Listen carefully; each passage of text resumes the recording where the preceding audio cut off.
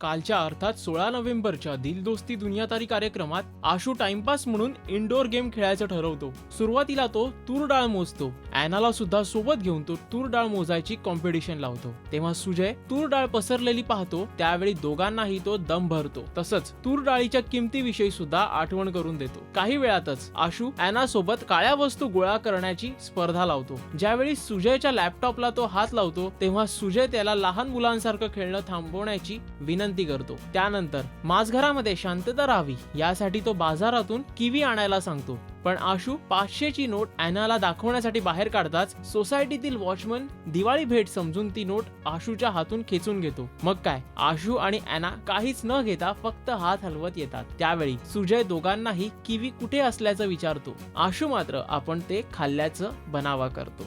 यावेळी मात्र सुजय खूपच संतापतो. तो अॅना आणि आशूला 2 तास शांत बसायला सांगतो. याच वेळी आशू आणि अॅना चेस खेळताना दिसले.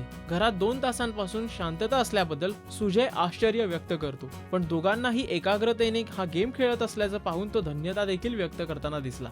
बाय द वे, आपल्याला हा भाग कसा वाटला हे या व्हिडिओच्या खाली दिलेल्या कमेंट बॉक्स मध्ये लिहा. तसंच या प्रोग्रामच्या लेटेस्ट अपडेटसाठी पाहत रहा Rajshri Marathi. Hi, this is Prajakta. Please subscribe to Rashri Marathi.